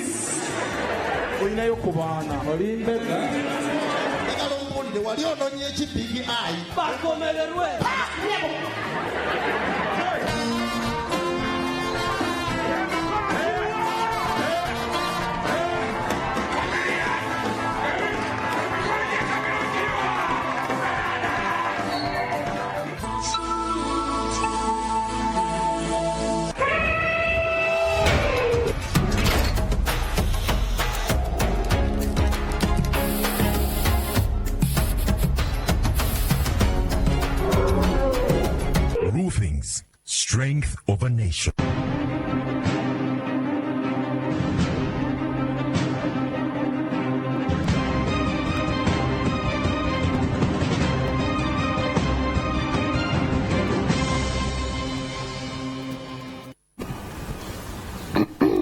Sim tuzikudeho, be brave and straight to the point. Tusobole okufuna as many calls as we can. Ndine Dr. Adrian Kakooza wedda mutunulyano nga ndaba nfaanira president. Ate kirabika ennaku zino neera bakikugamba gavumenti etuyambe nabe taata wange naye fana oli omwavu akajjafu bwe yavutwalira entebe ndowooza nange tandika okulaba kubanga bwe yafaanananga olabika okooyo okubeera wano nkooyo okubeera wano nkotandisa okwogera ku by'entebe saafidde. Please ask the doctor what causes too much pain inside my right leg from the waist till knees during my periods. That pain one we need to know or kujamu. It would be very good or cool about gynecologist to rule out any other problems that you could have. Then after that we can start engaging a women's health physiotherapist. Okay, katono naye kiri slightly similar naye yagamba that too much pain in the right leg when one is pregnant. Yes, the too much pain. Yes, when you look back, mo spine, mo pelvis, into olumu omwana agenda n'atuula ku nerves zino. Omwana bw'atuula mu nerves zino ne zireeta nerves zino ze zigenda wansi mu kigere esitandika okuleeta that pain mu magulu. And with a bit of exercises it helps to relieve the tension. Naye nga omwana olumu amanyi okutuula ku nerves n'aleeta pain maama we. Okay. Ne kano kana kagumba ketwagambye aka giving away as the baby gets closer, gets closer. Nako kaleta that pain. This bone typically opens up. Omuntu abaza kabikulira ddala. And then some people get complications.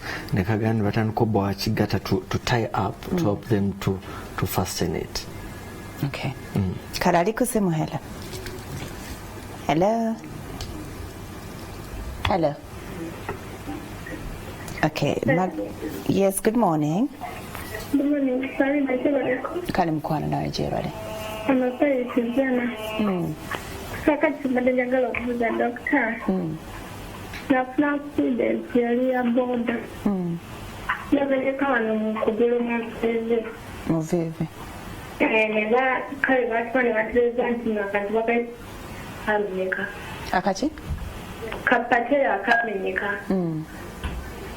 Njagala okubuuza doctor sisobola kuweta era sisobola kufukamira simanyi oba kati obuzibu buliwa. Bakujjanjaba n'owona naye tokyakuweta nkuyitawo ng'okyogerako doctor. Kale mukwana, thank you. Okay. Twadde twogera kano ke kapatera kagamba ak'omunda. Between the bone and the muscle. Yes, eno patera eyamba ebinywa bino okubanga bikola ki bitambu. So bw'oba obeninga yo knee, this what will happen typically. Naye abantu abamu simanyi bujjanjabi ki bwe yafuna nga patera eno ekoze eki emenyese. So batera okugamba it should have been, I can't tell, but it's just the stiffness within the knee kyekimugana okuweta ki evivi eryo. Ate evivi lino litera okwanguwa okwekwata. So she may need agambye abeera zana. Ezana ayinza okuyita ku kosu. Kosu waliwo the kosu ne balaba what is causing stiffness. Isn't it too late? There's never too late. Kosu does corrective surgeries and they are amazingly good. Kati bayina bupatela. Kapatela simanyi oba kaawona. Well, sometimes ebintu ebiri physical you can't tell. Naye kapatera kano bekamenyekanako bamanyi okastitching ne bakazamu. It's very important on making these muscles okuba nti zikola zitambula. Okay. Naye nga baba tekaliimu kuba tekayinza kubeera severely damaged that they can't it can't patera bateriimu mukolayo ezamu. I think they can manufacture some, but then these muscles zijja kuba weak. Omuntu ajja kuba tasobola kubenenga the knee fully. Okay. Okay, Margaret abuuza nze ndi mulema naye of late I get pain in my normal leg movivi to be specific, especially if I stand for long and when that standing is for days I find the lame leg swelling. What could be the problem with me? Pain in the normal leg and the normal limb could be she's one. First thing, anyone who's complaining of knee pains, we would encourage them to lose weight. Oh, tabungeze. That's the first thing, lose weight.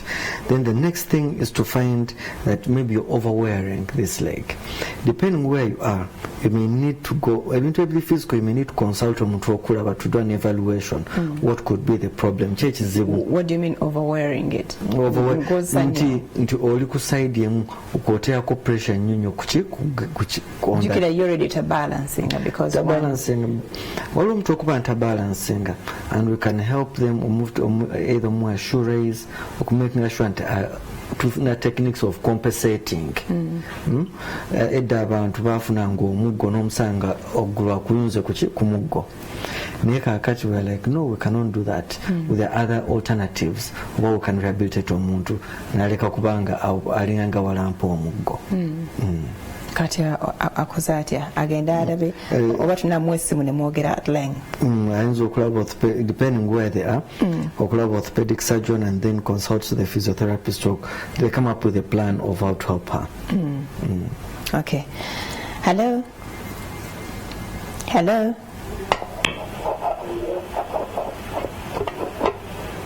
Sebo. Wanje mama. Hello. Hello. Wanje. Please make it quick. Hello? Yes, good morning. Morning, Salute. Twasiza bulungi wasiza tanyama. Kati nine ebibuzo bibiri njagala okubuuza dokita. Ekimu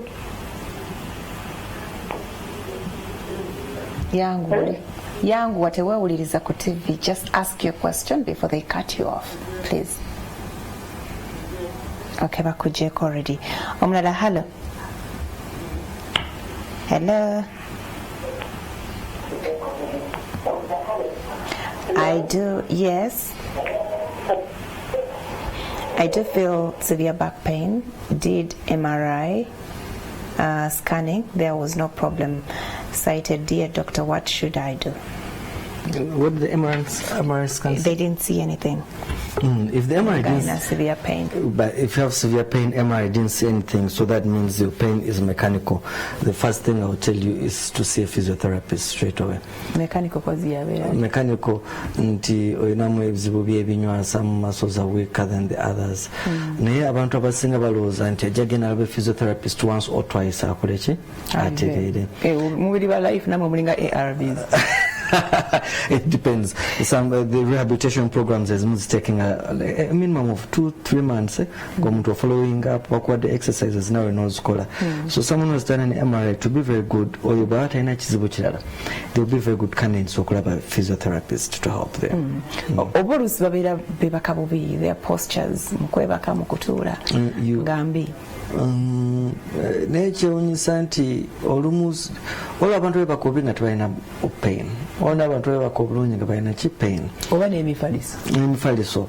So sometimes bw'otandika okufuna pain, we can't have one size fits all. Tulina okukola custom omuntu omuplanningira as an individual, not kino kikola buli muntu naye nga gwe ng'omuntu omusawo akulaba nemukola plan nemuteesa.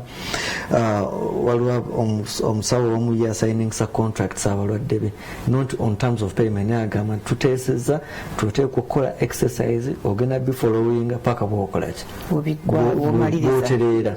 And sometimes I tell my patients who don't follow instructions they shouldn't risk my reputation. I am a good physiotherapist. Abantu benkolako bakolaki bawona kati bwati bafollow the instructions I don't really want to follow with them. Wow, abantu balina emigongo gibatawanya.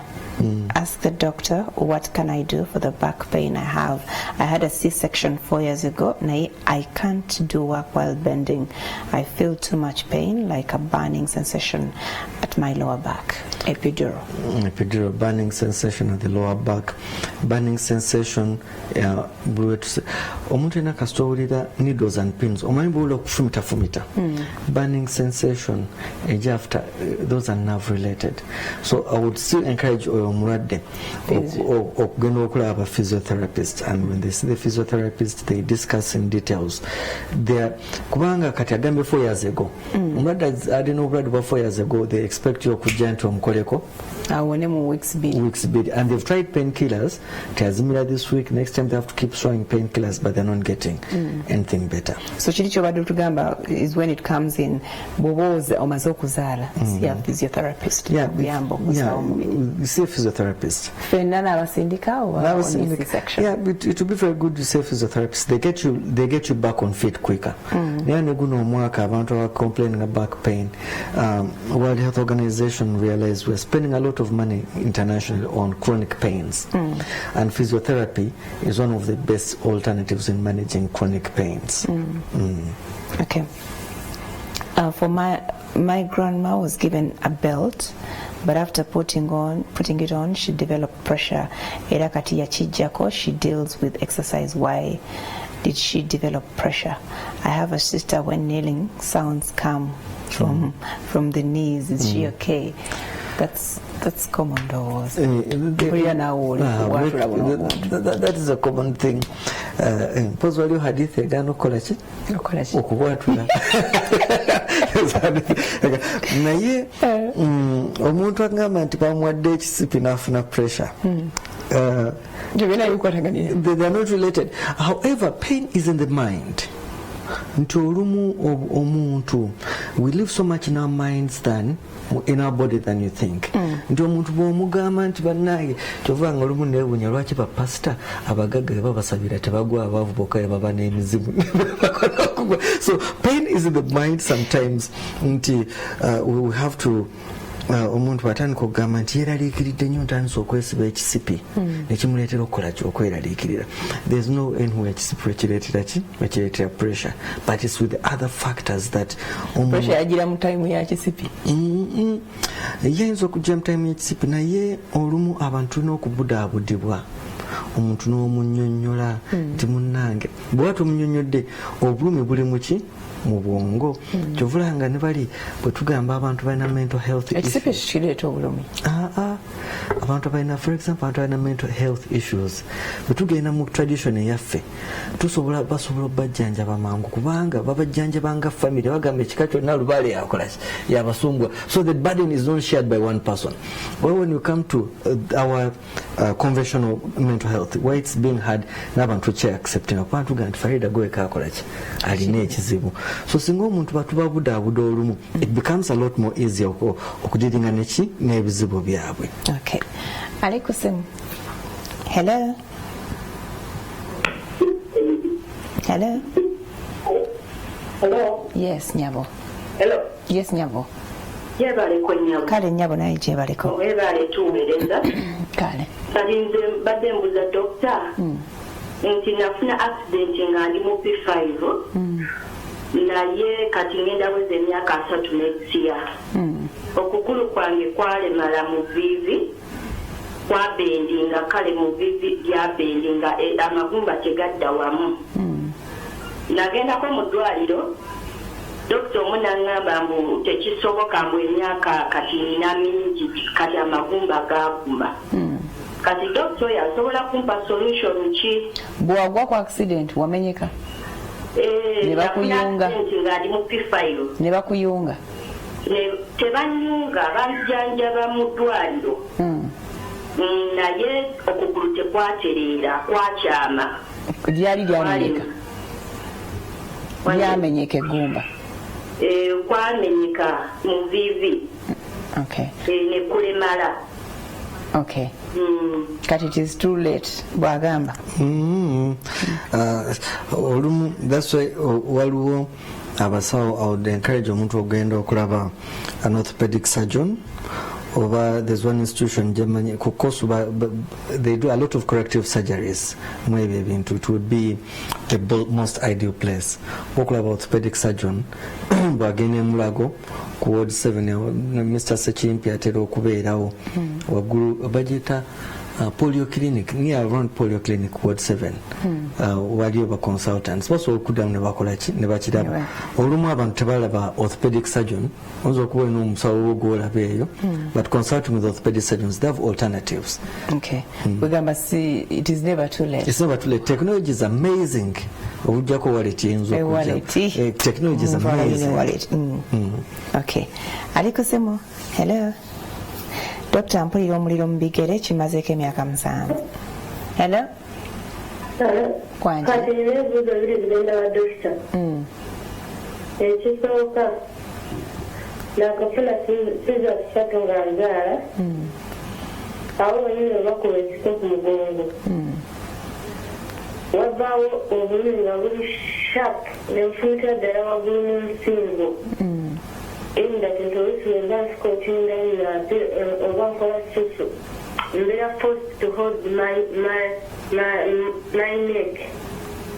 Okay. Kino tekigenda kukosa mugongo gwange kubanga obulimi bwera sharp nnyo nga bwedayo ebintu bafunita empiso. Okay. Ne busingira ddala waggulu n'ensingo waggulu nga ku nsingo. Ekyokubiri? Ekirala. Ebigere byange amagumba g'ebigere gannuma nnyo nkuka kumaca mbasula n'okutambula. Wansi mu bigere? Wansi mu bigere, ebigere binnuma nnyo amagumba g'ebigere. Nabwe ntula mu ntebe oba ngenda kutambula obulumi bwa bungi. Nnyo simanyi lwaki. Okumala kati bbanga ki? Okumala bbanga ki? $5 months. Oh, okay. Kale, thank you.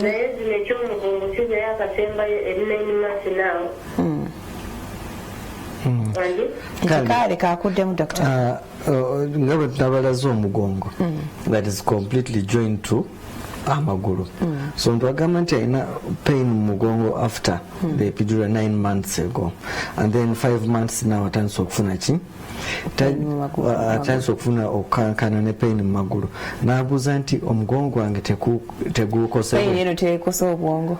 Eventually she's already omugongo guli already ki injured. Waliwo research gye bakola very amazing lecturers about physiotherapy in Mbarara on problems in women's health. Nti obwo bupain abakyali batera okufuna nga balina embuto, and even nti olumu bubeera persistent, and they are really pushing so much okusomesa ne ba physiotherapist okubuuka mu byokulabirira ki abakyala. Omukyala nandibadde mu encouraginga nnyo to find a physiotherapist oba to pass by Mulago Hospital and she looks for women's health physiotherapist. Akashapain akajja ne kamukuba mu nsingo. The muscles ez'omugongo, they're all connected. So they are the ones giving a hard time. Epidural. Tuli bazira. Nebikulu ogusooka noddayo kuyokubiri. Muli bazira. Naye tusiima nnyo. Okujjako batugambye abasuula ludda traffic jam agenda kubayambako obutaba bazira nnyo. I had my foot when I was getting out of the taxi. The foot kind of twisted and I went for an x-ray and there was a crack but was given treatment. But I still feel some pain there. I got the accident in February. If the person went to hospital, got treatment and there was a crack, ankle joints are one of the most tricky joints to treat. Exactly. Nzolaba nagwa sometime back nagenda mu x-ray. Tebalaba any injuries, nenga pain nyingi ne bakola massage biki. But up to now sikyalina that much pain. Ne waliwo position zembera muko nga ngenda kwebaka muli ngenda kwira ka pain ako nga kakomyewo. Nenga I didn't get any fracture or any muscle injury. Kati one yafuna fracture. Ankle joint is one of the most amazing and tricky joints to treat. They are close to around magumba manji, like close to 20 bones within the magumba mu bigere okweyongerayo. Naye most cases abantu bafuna injuries, they tend to recur okuddamu okweyongera. Kati yafuna ka crack crack mu one of the bones manyi gumba ki, and I don't know how long that person took ngatanaba kuddamu kulinnya ku kigere and what kind of treatment they took, but they should know ankle joints take a bit of time to heal and they are very tricky kubanga pressure nena eyita mu ki mu ankle. It can heal completely. It takes time. February is still near. No, mwaka kugenda kuggwako bebasuubiza embaga basigazayo emyezi emeka. Hello. Hello. Hello. Yes. Kale mukwana naye gyebale. Kati ngamba buja dokita ntino omuntu ayinza okukula amagumba ge obutonde ne gakula nga gayitako. Okuyitako nga galaga. Nga gayitako galaga. Okitegedde.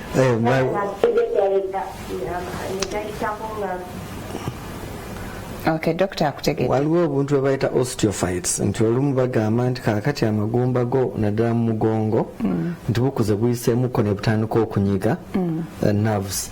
Oba olumu bwaliwo n'obuntu bu calcaneal spurs mu ankle joint omwo omuntu okugyamu obuntu ne bukula ne bweyongerako ne bunyiga. So olumu gayitako.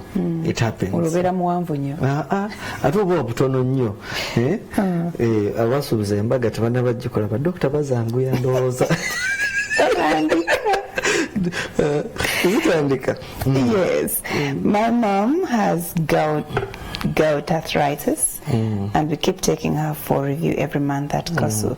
Are there chances that she will be healed completely, and what are the best practice to go away with pain, especially in her knees.